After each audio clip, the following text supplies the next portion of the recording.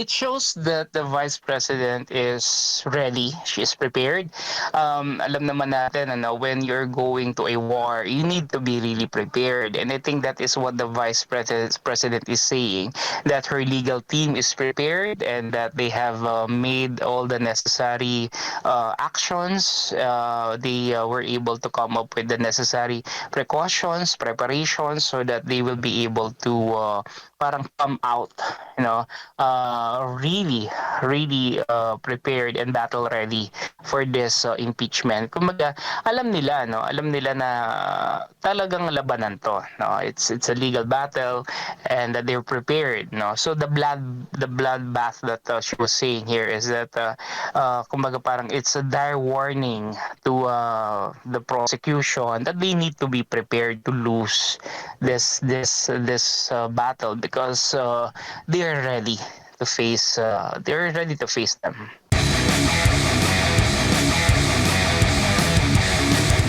Dito po sa pahayag ni Pangulong Bongbong Marcos Jr. kaugnay nga po sa tanong na kung siya ba ay willing na makipagkasundo sa mga Duterte. Ang sagot po ng Pangulong Bongbong Marcos, siyempre yes or oo. Iko-quote ko lang po, sabi ng Pangulo, sabi niya, oo, ako ayaw ko ng gulo, gusto kong magkasundo. Ang lahat ng tao, marami na akong kaaway, hindi ko kailangan ng kaaway, kailangan ko ng kaibigan. Hanggat maaari, ako ang habol ko ay yung stability, peaceful, para magawa namin yung trabaho namin. Ano po ang inyong reaction, Prof?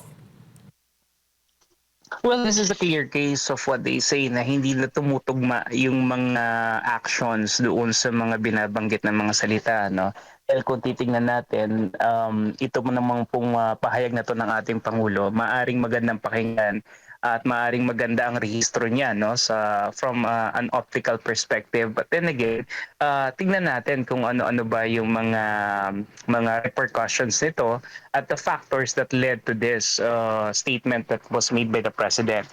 Because the mere fact that he did actions, and these are drastic measures that place the country in such, sabihin na natin, in the brink of political turmoil, I think medyo masyadong understatement yung kanyang naging pahayag na ang gusto niya pagkakasundo, ang gusto niya maayos at pagkaibigan. But the thing is, hindi ito yung kanyang ipinakita, no?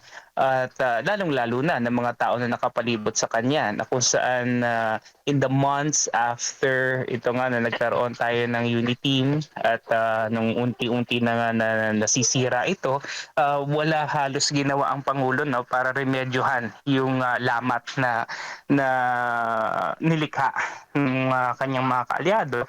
And then pinahintulutan niya yung pagkakaroon halimbawa nitong pagpa-file ng impeachment, itong eventual na pag-aresto sa dating Pangulo. So all of these things could have been prevented if only the President became a bit more steadfast dito sa sinasabi niyang peaceful recourse dito sa mga events, no. But the thing is, hinayaan niya, no. So ngayon nakita niya yung resulta ng halalan, medyo hindi pumabor sa kanya.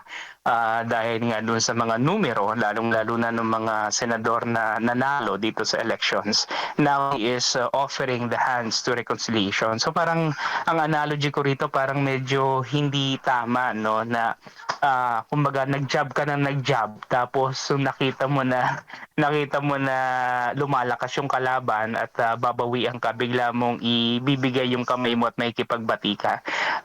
I don't think that paints a good picture, no. So at the same time, it gives the impression that he is portraying the image nga of a weak and indecisive leader, dahil nga ito ay nangangahulugan na hindi niya kayang pangatawanan yung mga salita at yung mga hakbang na ginawa niya in the past. Opo, at syempre ang tanong, marami pa bang maniniwala po sa mga sinasabi, sa mga pahayag ng ganito, tulad po ng ganito, yung ating mga kababayan? Sa tingin mo, ganun na lang, maniniwala sila kaagad na gusto makipagkasundo after all ng mga naganap po sa mga nakalipas, Prof?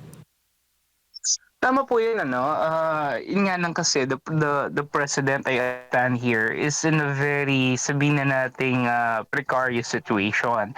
Kung itutuloy niya halimbawa, yung kanyang hard stance against the vice president and matutuloy nga itong impeachment, proceeding na 'to, he definitely will run the risk of losing and siyempre malaking block ayon para sa administration. Especially, for the 2028 positionings no sa ating presidential elections come 2028. Ngayon, kung ito naman ay iuurong niya, definitely he will be portrayed also as a weak leader kasi hindi nga niya kayang pangatawanan yung kanyang mga ginawa no. So I think itong kanyang gesture na to no ng pakikipag-ayos sa mga Duterte isang hakbang para ma-justify yung eventual kung sakali man na magde-decide siya na wag nang pahintulutan na or ibaon na lang sa limot itong impeachment, ito ay parang ano no, parang ito yung justifying element dun sa magiging action na yon.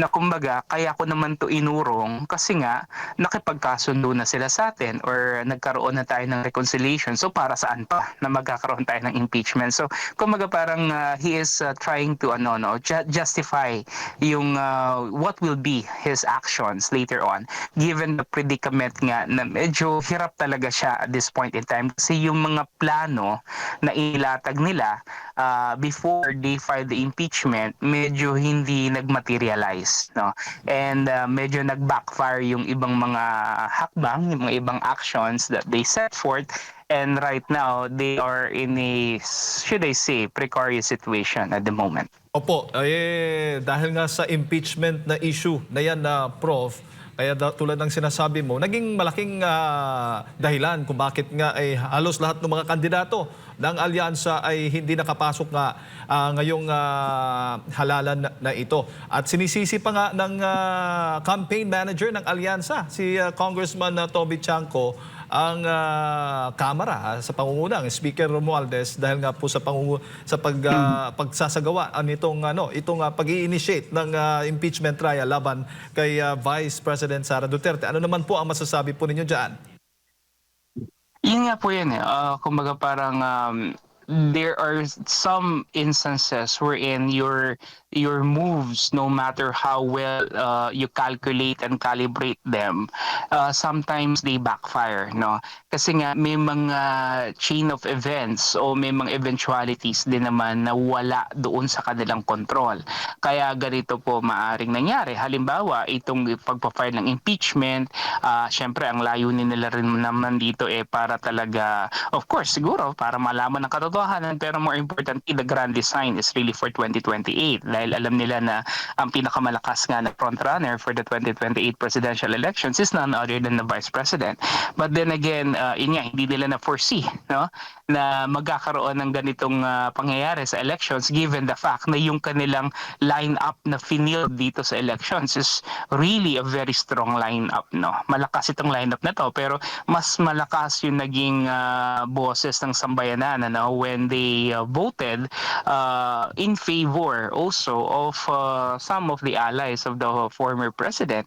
So ito yung mga yung mga beyond their control, so to Opo. speak. Kaya nga ngayon they have to kumbaga re-strategize and they are thinking of doing other things para na rin siguro to buy some time or for them to also try to see what will be the public perception dito sa ganyan ng ginagawa. Siyempre, tayo mga Pilipino, sasabihin natin, maganda yung gesture, no? Nakikipagkaibigan siya, he's giving a hand to reconciliation. But then again, we also need to understand that so much things and so much actions have been made, so much hurtful words have been said, na dapat nakalkula at naaral at masusing pinagnilayan bago inilabas ng ating Pangulo. So, hindi natin po pwedeng sabihin na dati, ganito ka, no? Ngayon, biglang all of a sudden, babait ka na lang ng ganon-ganon. When in fact, you made those statements and you said those things and you did those actions several months ago lang. So, all of a sudden, biglang magti-360-degree turn. So, it appears to be so unnatural, no? Opo. Ayun yung maaring maging perception dito ng ating mga kababayan. Opo. Prof, bago ko lang ipasa kay partner MJ, kung si Pangulong Bongbong Marcos ay gustong makipagbate o makipagkasundo sa mga Duterte, dito naman po kay VP Sara Duterte sa kanyang pahayag, bloodbath naman po ang gusto niya pagdating po dito sa impeachment issue. Yes, because she's confident more than ever that she will be acquitted. I mean, given the given the strategic numbers and the alliances that she has in the Senate, she knows that she will be acquitted. Maaring alam din ng ating ikalawang pangulo no na based on the rules of the Senate na dapat talaga naman magkaroon ng panibagong impeachment complaint no laban sa kanya dahil nga ang uupo na rito is the 20th Congress and not the 19th Congress anymore. But then again, alam din ng ating ikalawang pangulo that refiling or filing an impeachment complaint for the second time in a year is also banned or is also prohibited in the Constitution. No? So, kumbaga yung mga baraha dito, nandito talaga, no? Pumapanig talaga sa ikalawang pangulo. And I think this is the reason why the President is backpedaling. He is trying to trying to reconsider an option of reconciliation, which I believe the Dutertes will never accept at the moment, given the fact na medyo nasunog na sila sa mga nagdaang mga panahon, particularly nga nung matapos ang 2022 elections. Linawin ko lang po, Prof, ang basa kasi ng iba ay literal at doon sa bloodbath, violente, madugo, ganun po yung parang literal yung ang dating para sa kanila. Pero para sa inyo, Prof, yung the way pagkasabi ni Vice President, ano yung basa po ninyo dito? Ganun din ho ba? Literal yung pagkakaintindi po ninyo? No. Not at all. It shows that the Vice President is ready. She is prepared. Alam naman natin, when you're going to a war, you need to be really prepared. And I think that is what the Vice President is saying, that her legal team is prepared and that they have made all the necessary actions.